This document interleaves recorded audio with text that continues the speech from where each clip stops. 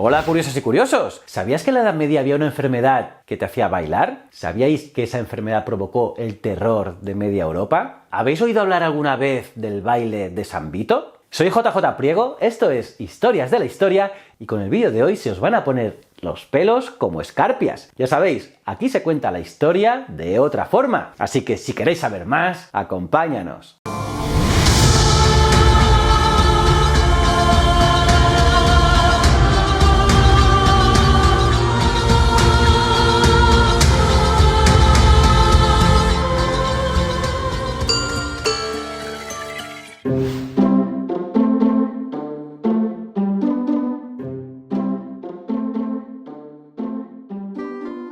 Cuando hablamos de epidemias en la Europa medieval o a comienzos de la Edad Moderna, es inevitable que una palabra acuda a nuestra mente, la peste negra. Y aunque fue la causante de una de las pandemias más mortíferas de la historia de la humanidad, no fue la única. El sudor inglés, el carbunco o la lepra fueron otras de las enfermedades que asolaron a la población europea de la época. Sin embargo, hubo también otras epidemias mortíferas, algunas de ellas realmente fuera de lo común. Y si no, escuchad esta historia. En 1518, Estrasburgo, en el centro de Europa occidental, era una población de unos 30.000 habitantes. Aún no pertenecía a la corona de Francia, sino que era una ciudad libre. Y es que lo seguiría siendo hasta finales del siglo XVII. Ni tampoco se llamaba todavía Estrasburgo, sino que era conocido curiosamente como Argentina, nombre derivado del campamento romano que supuso el origen de la ciudad, Argentoratum. Pero en esos momentos hacía ya más de un milenio del final de la época romana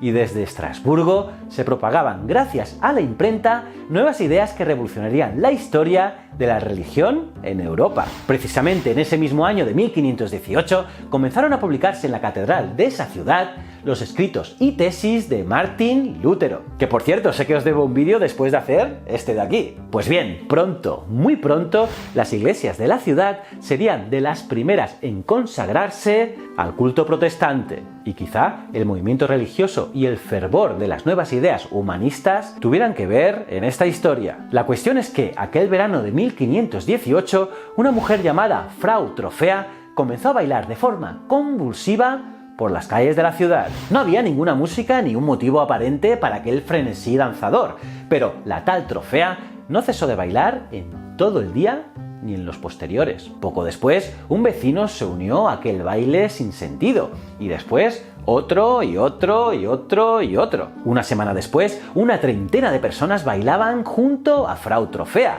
y en un mes eran más de 400 los contagiados que danzaban por las calles de Estrasburgo sin causa alguna y, lo peor de todo, sin poder detenerse. Y es que no tardaron en darse las primeras muertes entre los bailarines. Los infartos, derrames cerebrales o simplemente el agotamiento comenzaron a hacer estragos. Lógicamente, para los no afectados, aquello era un misterio y nadie sabía qué estaba pasando. Los médicos no encontraban una explicación a este comportamiento. Pensad que estamos en el siglo XVI y la medicina por aquella época estaba en pañales. Así que el único remedio que las autoridades civiles fueron capaces de encontrar fue construir un gran entarimado de madera para habilitarlo como zona de baile y contratar músicos pensando que si alimentaba su actividad mejorarían con el tiempo. Y mientras, aquellos bailarines desesperados por su situación suplicaban ayuda. Ellos no querían bailar. Tampoco sabían qué era lo que les estaba pasando, pero no podían detenerse. Y mientras, seguían muriendo debido al cansancio o a los ataques del corazón. Y poco a poco, nuevos vecinos caían víctimas de aquella extraña epidemia de baile, uniéndose a los desesperados danzantes. Los bailes y las muertes continuaron hasta que, 2 meses después,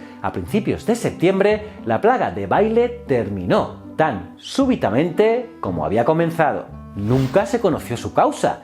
No hubo explicación oficial, ni se aplicó cura alguna. Contra la peste, por ejemplo, tampoco se encontró nunca cómo curarla, pero eso ya os lo explicaré en otro vídeo. Como os digo, para esta tampoco encontraron cura, se fue porque sí. Solo hicieron el ya mencionado remedio de alimentar las ansias danzantes de los afectados. Pues bien, coreomanía es el nombre que han recibido estos episodios epidémicos de baile psicótico, porque el de Estrasburgo no fue el único brote que tuvo lugar. Simplemente es el más documentado, gracias al testimonio escrito que dejaron diversos testigos entre ellos varios doctores. De hecho, el episodio más antiguo del que ha quedado constancia ocurrió en el siglo VII y fue reapareciendo de forma periódica. Y la mayoría de ellos tuvieron lugar en el centro de Europa, algunos con trágicas consecuencias, como en 1278, cuando unas 200 personas en Alemania comenzaron a bailar sin causa aparente en un puente sobre el río Mosa. El asunto acabó con el puente derrumbado, muchos bailarines ahogados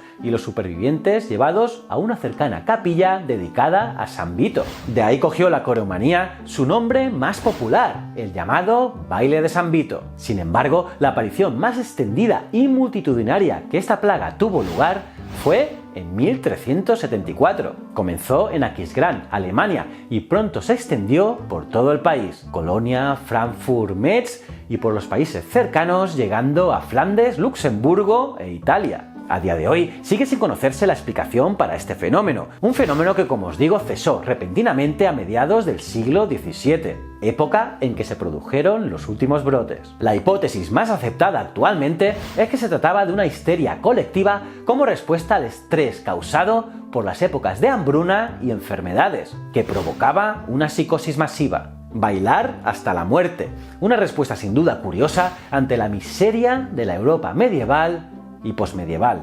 ¿Cómo os habéis quedado, curiosas y curiosos? ¿Qué os ha parecido esta historia? Cruel, ¿verdad? ¿Sabíais algo de esto? Me lo podéis poner en los comentarios. Los leo todos. Y aparte de darle like al vídeo, suscribiros y campanita, os recomiendo estos dos vídeos. En uno os hablo de la gripe española, otra enfermedad. Y en el otro, para alegraros un poco el día, os explico el primer striptease de la historia. Son alucinantes. También me podéis seguir en Ciencias de la Ciencia e Historias de la Historia, mis otros dos canales. Y recuerda, el conocimiento es un requisito esencial para la supervivencia. Muchísimas gracias.